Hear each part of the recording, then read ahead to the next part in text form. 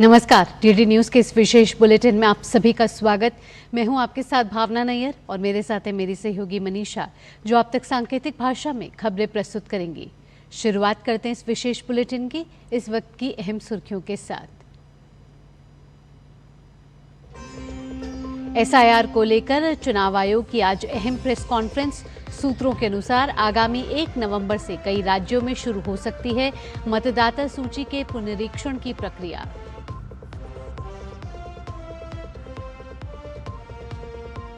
विदेश मंत्री doctor S Jaishankar आज कुआलालंपुर में पूर्वी एशिया शिखर सम्मेलन में प्रधानमंत्री नरेंद्र मोदी का प्रतिनिधित्व करेंगे। इंडो पैसिफिक रीजन में शांति, स्थिरता और समृद्धि पर होगी चर्चा।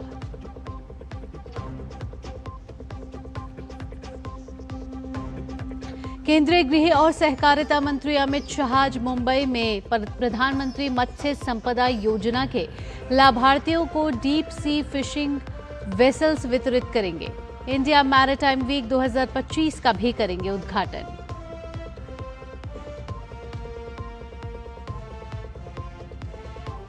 पाकिस्तान और अफगानिस्तान के बीच तुर्की में जारी बातचीत के बीच सीमा पर फिर भड़का संघर्ष विराम। भीषण गोलीबारी के बीच तालिबान ने पाकिस्तानी सेना के 5 जवानों को मार गिराया।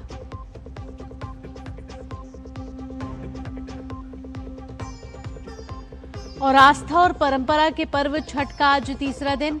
व्रती लोग अस्तालचगामी सूर्य को अर्घ्य देकर करेंगे सुख समृद्धि की कामना।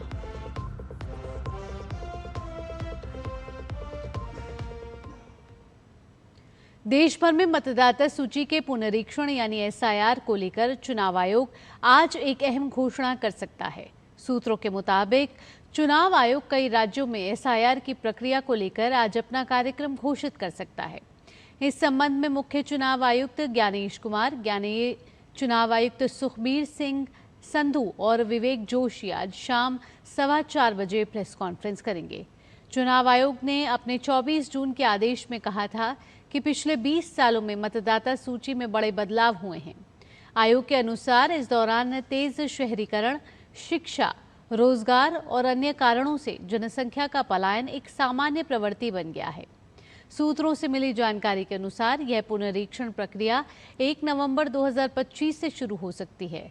पहले चरण में इसे उन राज्यों में लागू किया जाएगा जहां 2026 में विधानसभा चुनाव होने हैं।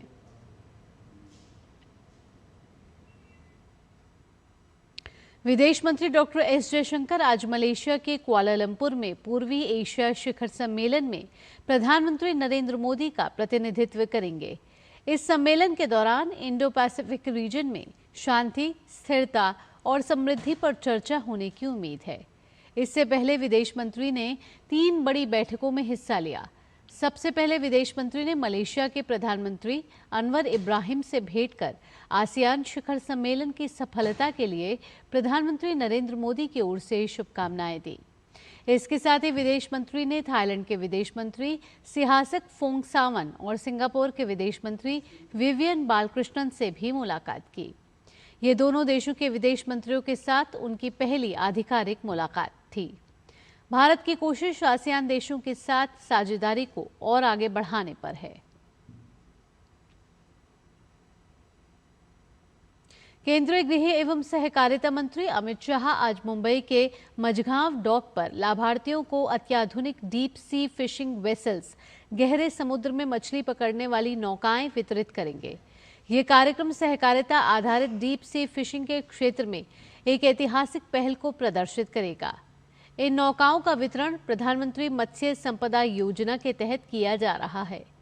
प्रत्येक नौका की लागत लगभग 1.2 करोड़ रुपए है, जिसमें महाराष्ट्र सरकार, राष्ट्रीय सहकारी विकास निगम यानी कि एनसीडीसी और भारत सरकार के मत्स्य विभाग का वित्तीय सहयोग शामिल है। इस पहल का उद्देश्य प्रधानमंत्री नरेंद्र मोदी के नेतृत्व में आत्मनिर्भर भारत और ब्लू इकोनॉमी की दिशा में भारत की प्रतिबद्धता को सुदृढ़ करता है। यह कार्यक्रम भारत के समुद्री मत्स्य क्षेत्र में आधुनिकीकरण, सहकारी संस्थाओं को सशक्त बनाने और गहरे समुद्र में मछली पकड़ने की क्षमता बढ़ाने की दिशा में महत्वपूर्ण कदम है।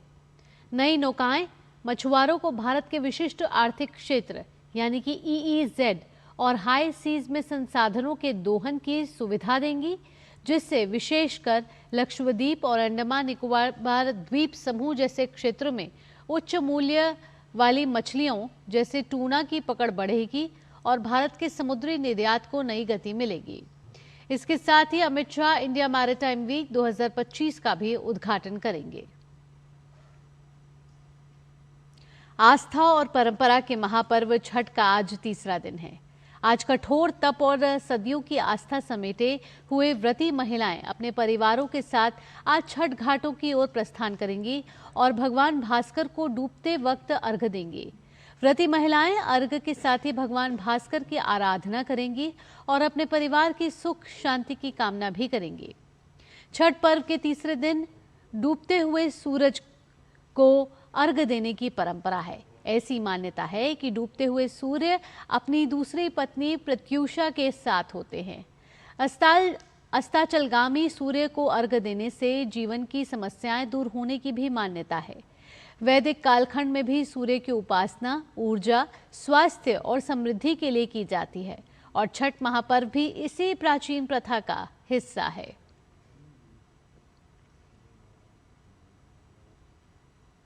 दक्षिण पूर्वी बंगाल की खाड़ी के ऊपर बना हवा का कम दबाव का क्षेत्र तीव्र होकर मोन्था नामक भीषण चक्रवाती तूफान में बदल गया है।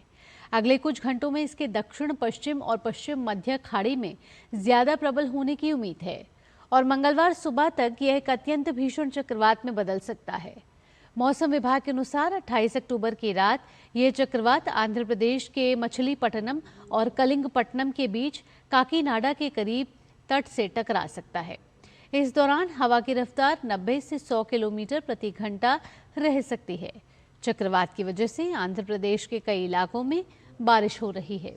मौसम विभाग ने मछुआरों से अगले कुछ दिन तक समुद्र में ना जाने की अपील भी की है।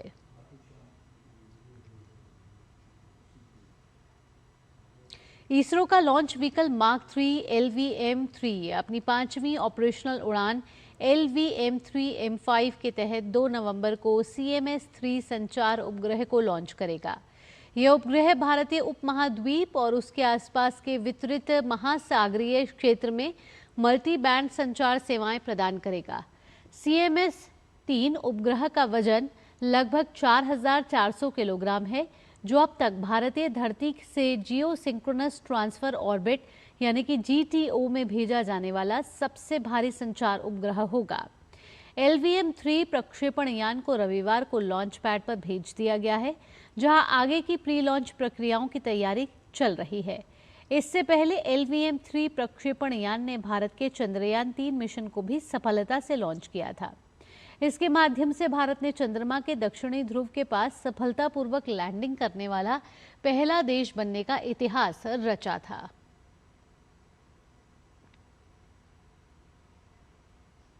तुर्की के इस्तांबुल में चल रही शांति वार्ता के बावजूद पाकिस्तान और अफगानिस्तान के बीच ताज़ा झड़पें हुई हैं।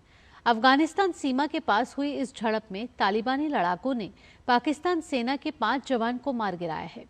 हालांकि पाकिस्तानी सेना ने भी तालिबान के कई लड़ाकों को मार गिराने का दावा किया है। पाकिस्तान ने उत्तर पश्चिमी सीमांत क्षेत्र कुर्रम और उत्तरी वजीरिस्तान जिलों में तालिबानी सैनिकों के उसकी सीमा में घुसपैठ और आतंकियों के पनाह का आरोप लगाया है। वहीं तालिबान ने कहा है कि पाकिस्तान के सैन्य अभियान अफगान संप्रभुता का उल्लंघन करते हैं।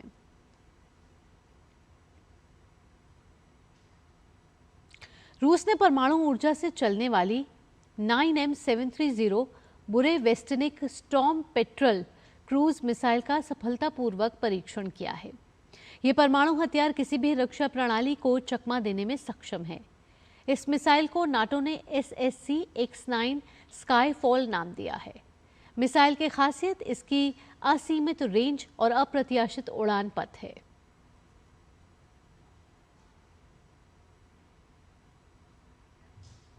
इसी के साथ इस विशेष बुलेटिन में इतना ही। मुझे और मेरी सहयोगी मनीषा के साथ टीम को दीजिए अनुमति। खबरों का सिलसिला यूं ही जारी रहेगा। नमस्कार।